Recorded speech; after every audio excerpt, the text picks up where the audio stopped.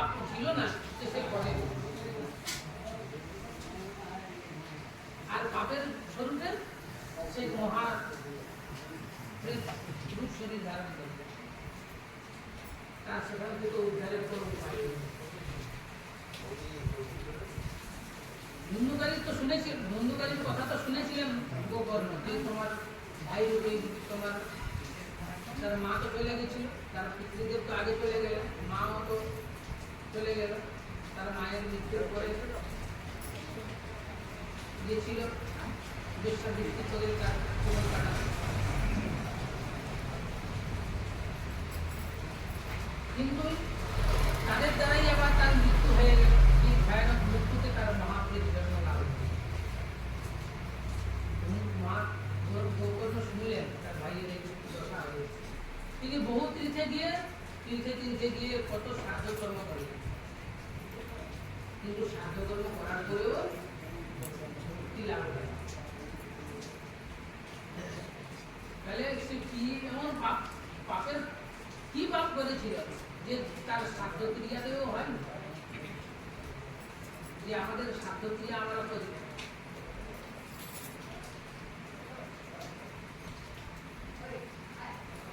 তাতে কি হয়, তার সাধ্য ক্রিয়া করলেই জীবের সদ্গতি লাভ হয়ে যায়।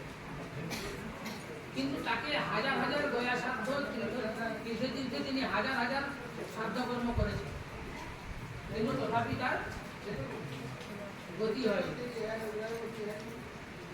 তার ভাই যখন একদিন আসে, গোকর্ণ আসে, তিনি দেখতে পেলেন এই দশা হয়েছে, জিজ্ঞাসা করলেন যে সৎকর্ম করো, এখন বললেন যে সৎকর্ম যে করবো, সৎকর্ম জিজ্ঞাসা করলেন, চারিদিকে বার্তা ছড়িয়ে দিলেন।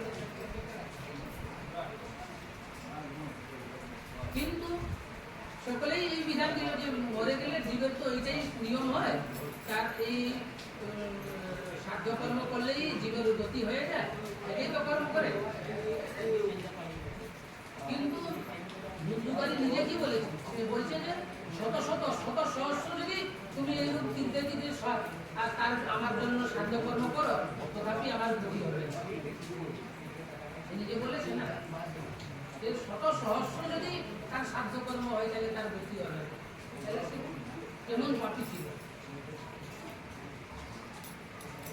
গতি কি করে হয়? তাকে আদেশ নির্দেশ দিলেন যে এই সংসারে একজনই আছেন যিনি জগতের সবকিছু জানেন, জগৎকে দেখেছেন, কি করে জীবের উদ্ধার হবে, তিনি হচ্ছেন সূর্যদেব। তাকেই জিজ্ঞাসা করার দরকার আছে। গোকর্ণের সেই ক্ষমতা হয়েছে, তিনি কি করলেন, আকর্ষণ করলেন তার ভক্তিতে সূর্যদেব। সূর্যদেব এসে বললেন যে তুমি ভাগবত কথামৃত সেবা সপ্তাহ ভাগবত আয়োজন করবে। ভাগবত সপ্তাহ ভাগবত শ্রবণের এত মহিমা, এই জগতে যত পাপ আছে সব পাপ ভস্মীভূত হয়ে যায়। জীব সহস্র কোটি জন্ম ধরে যত পাপ করে, একমাত্র শ্রীমদ ভাগবত শ্রবণের সব কিছু ভস্ম হয়ে যায়, নির্মল হয়ে যায়, নিষ্পাপ হয়ে যায়। যতই পাপ করতে পারে, ভাগবতের বর্ণনা করেছেন, আলোচনা হয়েছেন না, প্রথমে আলোচনা হয়েছে যে কি তার মহিমা, এক একটা শ্লোক এক একটা বেদ মন্ত্র,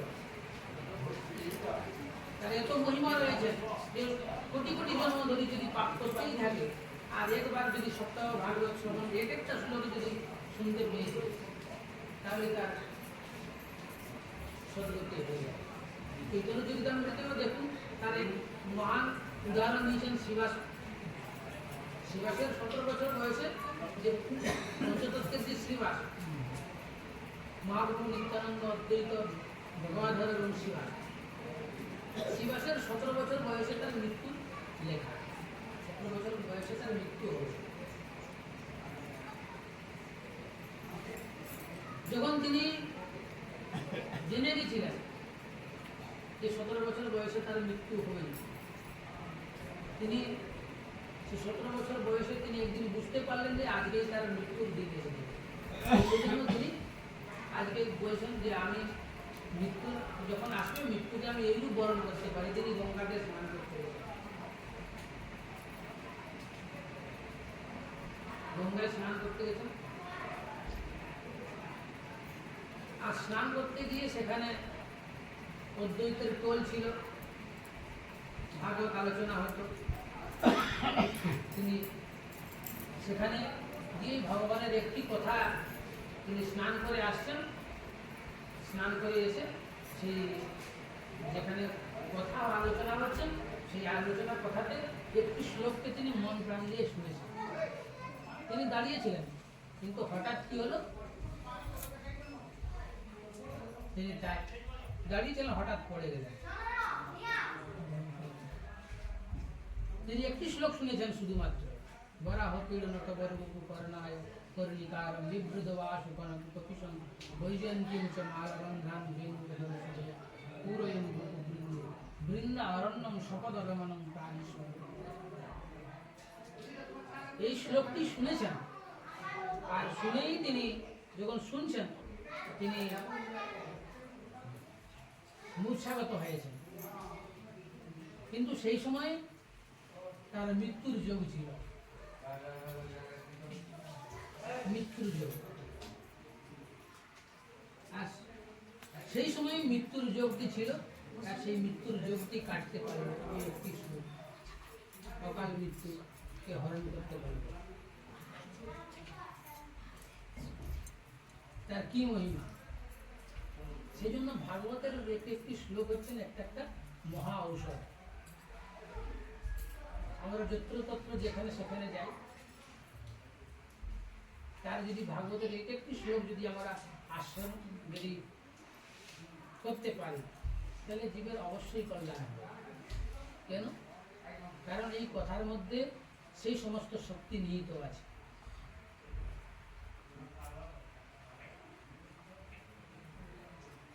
শূন্যতাং সকথা কৃষ্ণ পূর্ণ শ্রবণ কীর্তন হৃদয়ন্তস্থ অভদ্রাণী বিদুনিতি সহস্র। তাতে কি বলছে? নষ্ট প্রায়েষু অভদ্রেষু নিত্যং ভাগবত সেবয়া। সেজন্য বলছেন শূন্যতা শ্রবণ করো। প্রসাদ হয়ে গেছে নাকি?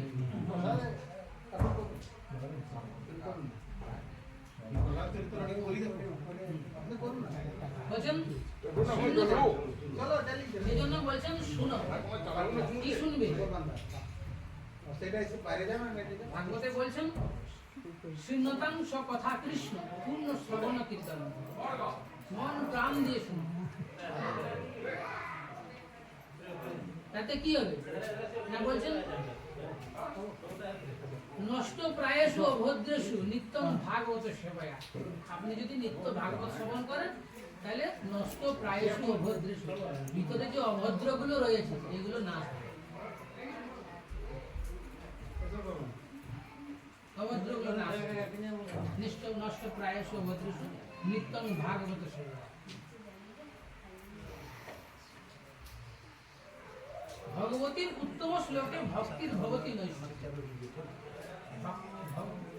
ভাগবতের যে এক একটি শ্লোক হচ্ছেন উত্তম শ্লোক। তদা রজস্তম ভাব কাম লোভ দয়া চেত ইয়ে তো ইয়ে নাম বলছেন সমস্ত প্রকারের লোভ, ক্রোধ, মোহ, মদ, মাৎসর্য, দম্ভ, হিংসা, অহংকার, রাজসিক, তামসিক যত প্রকার বৃত্তি রয়েছে সব বৃত্তিকে বিনাশ করতে পারে। রজস্তম ভাব কাম লোভ দয়া চেত ইয়ে তো ইয়ে নাম স্থিত সত্য প্রসিদ্ধ এবং প্রসন্ন মনস ভগবত ভক্তি যোগে ভগবত তত্ত্ব বিজ্ঞান মুক্ত সন্দেশ। এই ভগবত কথামৃত যে তত্ত্ব শ্রবণ করলে জীবের তার সৎস্বরূপটা জাগ্রত। ভাগবত শ্রবণ করার এটাই হচ্ছে একমাত্র। ভাগবত শ্রবণ করবো কেন? আর আমার সৎস্বরূপটাকে জাগাতে হবে। আমি বুঝতে পারবো জগৎটা, ভগবানের কি মহিমা বুঝতে পারবো, ভগবানের লীলা বুঝতে পারবো, এবং এবং জেনে তার আশ্রয় নেবে, তার আশ্রয় থেকে তার ভোজন করবে, তার সাধন করবে, তাকে পাবার প্রচেষ্টা করবে। জীবস্ব তত্ত্ব জিজ্ঞাসা, এটাই তো বেদের নিয়ম, বেদান্তের নিয়ম। জীব জানবে।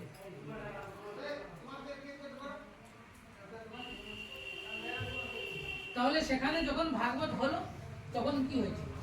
তখন ভাগবতের জন্য তিনি ভাগবত শ্রবণ করে উদ্ধার হয়ে গেলেন, ধুন্ধুকারী উদ্ধার হয়ে গেল।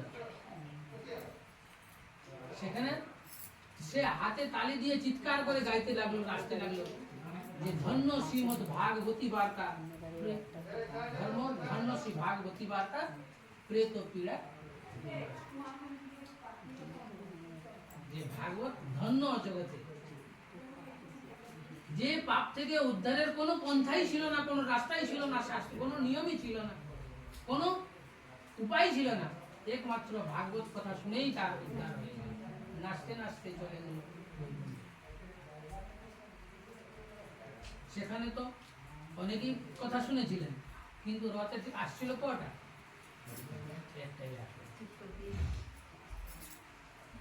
একটাই এসেছিল। তাহলে একটাই আসাটা তো, এটাও তো ঠিক নয় নাকি? এখানে সকলেই আমরা শ্রবণ করছি নাকি? সকলেই আমরা শ্রবণ করছি, ভগবানের কথা শুনছি। আর ভগবান যদি একজনকে নিতে আসেন তাহলে তো আমাদের পক্ষপাতিত্ব হয়ে যাচ্ছে না?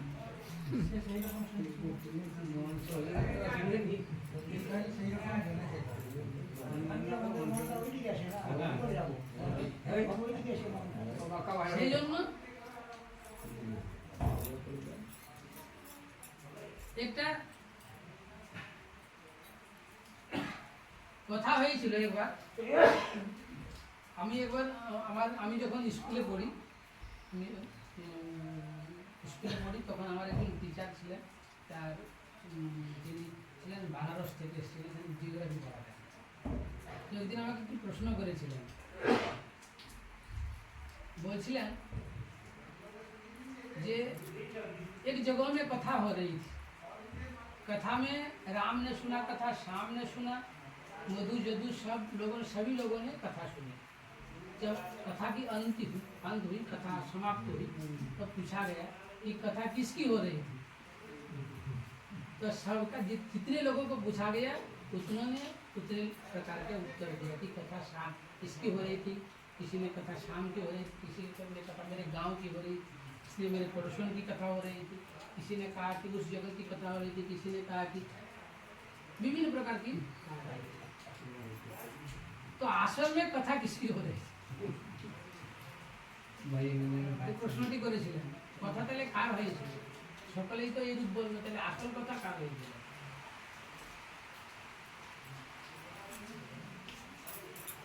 সেই জন্য বলেছে কথার মধ্যে, কথা শ্রবণেও বিভেদ রয়েছে, বিভেদ রয়েছে। সেই জন্য ভাগবতে প্রথমে বলছে না যে কৌশল ধীর কৌশলে এবং সাবধানতায়, সাবধানভাবে শুনতে হবে। যেমন তেমন বলছেন সাবধান হয়ে শুনতে, সাবধান হয়ে শুনতে হবে, তাতে পূর্ণ লাভ পাওয়ার জন্য, পূর্ণ লাভটা যাতে হয়।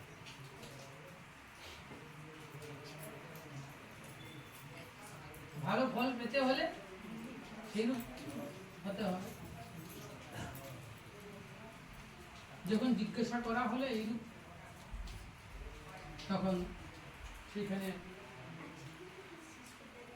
বিষ্ণুদূতরা বলেছিলেন যে ধুন্ধুকাদি যেমন ভাবে কথা শুনেছিল এইরূপ কথা কেউ শুনেছিল, সেই জন্য এই ভিন্নতা। তাহলে ভগবান তো কারোর সঙ্গে কোনো প্রকারের নয় দেশ অস্থির প্রিয়, ভগবান তো কারোর মিত্র, করতে যাবেন কেন? ভগবান নিজেই বলেছেন যে যথা মাং প্রবদম তাং দেব, আমার যে যেমন হয় না সে আমাকে তেমন। এইদিকে এই যখন হলো, সেই এদের অভিসম্পাদ হয়ে গেল যে ভগবানকে শত্রুরূপে এরা পেতে চায়। এরাও ভগবানকে পাবে, কিন্তু কি রূপে পাবে? শত্রু রূপে। ভগবান তাদের কাছে দাঁড়িয়ে থাকবেন শত্রু রূপে, যুদ্ধ হবে। হিরণ্যাক্ষর বধ হয়েছে, এর আগে আলোচনা করেছে। সে বিশাল বকু, তার শরীর, সে কত বিশাল ছিল যে সমগ্র পৃথিবীকে নিয়ে ফেলে দিয়েছে সমুদ্রে। তাহলে একটা বিশাল, আমাদের এই পৃথিবীটা কত বড়, এত বড় পৃথিবীকে তুলে নিয়ে ফেলে দিয়েছে। তাহলে সে কত বিশাল ছিল। আবার জলে ফেলেছে, কোন জলে ফেলেছে? আমরা ইহ জগতে মনে করি যে এই জগতেই তো সমুদ্রগুলো রয়েছে, নাকি? আমাদের যতটা চিন্তাধারা এতটাই, নাকি? কিন্তু কোন জলে ফেলেছিল, কোন সমুদ্রে ফেলেছিল? কারণ পৃথিবীর ভিতরেই তো সমুদ্রগুলো আছে, নাকি? কোন সাগরে ফেলে দিয়েছিল?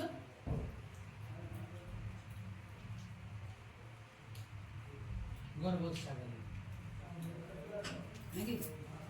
যেখানে, যে সাগরে ব্রহ্মাণ্ডগুলো কি হয়, যেখানে যেখানে এক একটি করে ব্রহ্মাণ্ড, একটা ব্রহ্মাণ্ড কে চালন করার জন্য সেখানে গর্ভোৎ বিষ্ণু থাকে।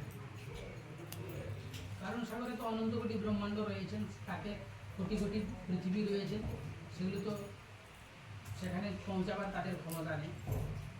গর্ভোৎ সাগর পর্যন্ত কেন? ব্রহ্মলোক পর্যন্ত ব্রহ্মাকে আশ্রয় করতে পারে সমস্ত দানবরা, ব্রহ্মাকে আশ্রয় করে।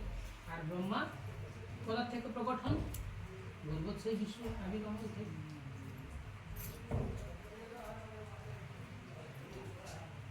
সাগরের জলে ফেলে দিল। পৃথিবীকে উদ্ধার করার জন্য ভগবান বরাহ রূপে অবতীর্ণ ধারণ করলেন।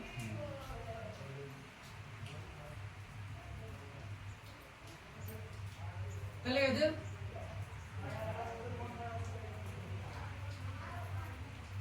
তিনটা জন্ম ধরে তার সঙ্গে ভগবান লীলা করেছেন, নাকি? এটাই তাদের প্রথম জন্ম হয়েছিল, হিরণ্যাক্ষ আর হিরণ্যকশিপু। বরাহ রূপে তিনি বধ করেছিলেন হিরণ্যাক্ষকে,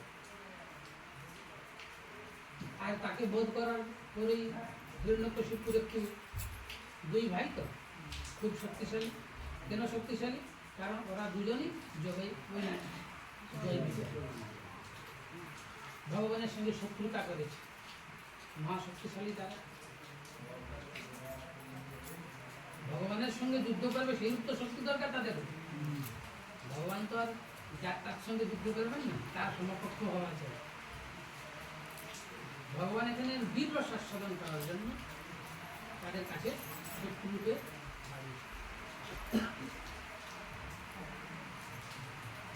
তখন হিরণ্যকশিপু তপস্যা করল, সেও আক্রমণ করত। তাদের যে গুরুদেব ছিলেন, দেবতাদের গুরু, অসুরদের যে গুরু শুক্রাচার্য, সে বলছেন যে আগে তপস্যা করেছেন, ব্রহ্মার কাছে তপস্যা করেছেন। কত বছর তপস্যা করেছিল? বলছেন দেবতাদের 30,000 বছর তপস্যা, দেবতাদের 30,000 বছর।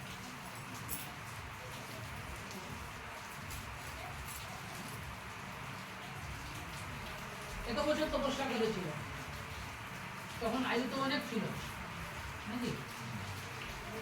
এমনি তখন আয়ু নির্ধারিত ছিল 1 লক্ষ বছর।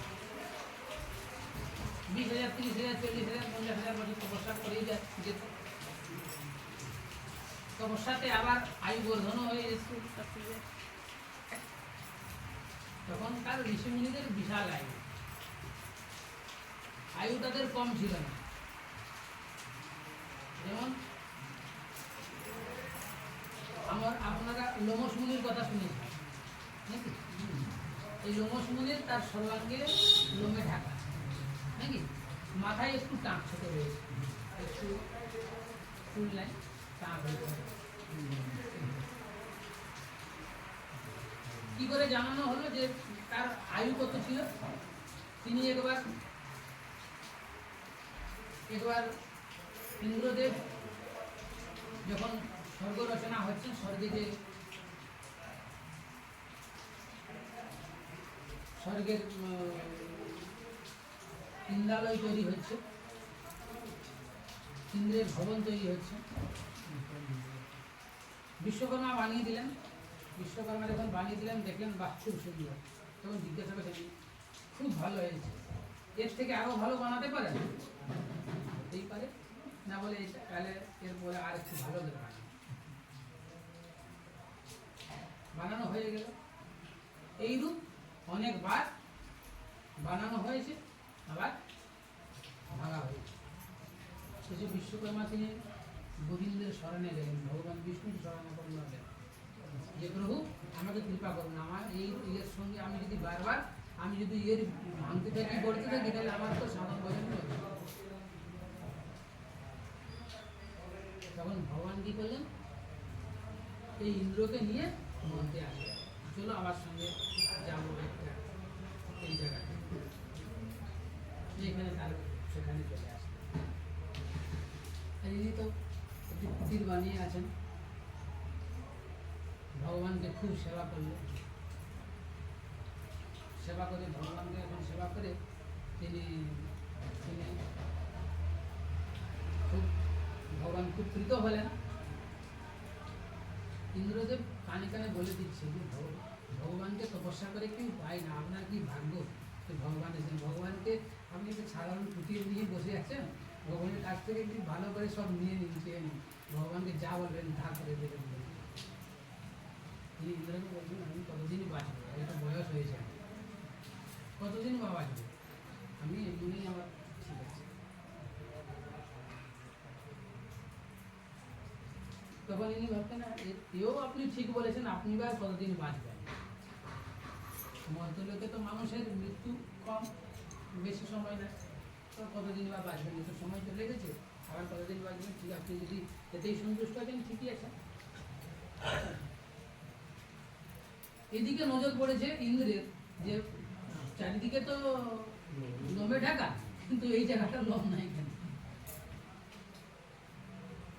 টাক হয়েছে কেন, জিজ্ঞাসা করতেন এইটার রহস্য কি, না বলছে কিছু না, আপনি কৃপা করে বলুন আমাকে এই রহস্য কি।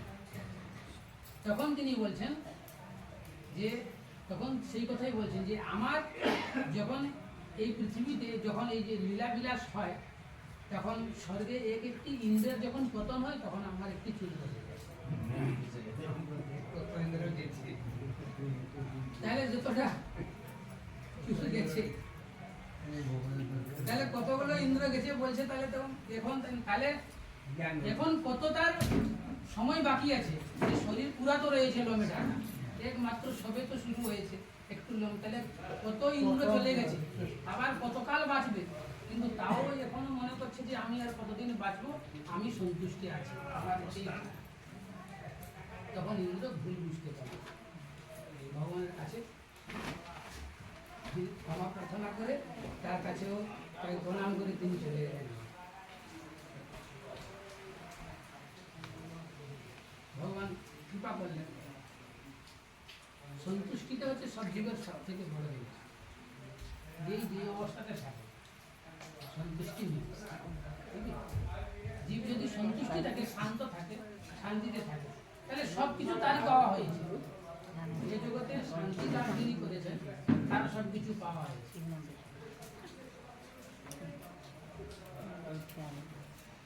এদিকে তো তার বিশাল তপস্যা হয়ে গেল, হাজার হাজার 10,000-30,000 বছর তপস্যা হয়ে গেল, শরীরের সবকিছু শেষ হয়ে গেছে, শুধু হস্তি আর তার হাড়গুলো রয়েছে, হাড়গুলো রয়েছে। আর তার তপস্যা এতই প্রবল হয়েছে, এখন সমস্ত লোক স্বর্গলোক পর্যন্ত জ্বলতে শুরু হয়েছে। এরাও মনে মনে ভাবছে এখন এর যদি তপস্যা বন্ধ না হয়, তাহলে তো স্বর্গ তো যাবে, স্বর্গের সাথে সাথে তপস্যা করলে তো ব্রহ্মপদও পেতে পারে। যেমন 100টা কেউ যদি অশ্বমেধ যজ্ঞ করে দেয়, তাহলে সে ইন্দ্রের পদ পাবে, তো রয়েছে ব্রহ্মপদ পাওয়ার কারণ। এরা হচ্ছে জীব এগুলো পেতেও পারে। গানের ছেলে বাবা বলুন না। জীবদত্ত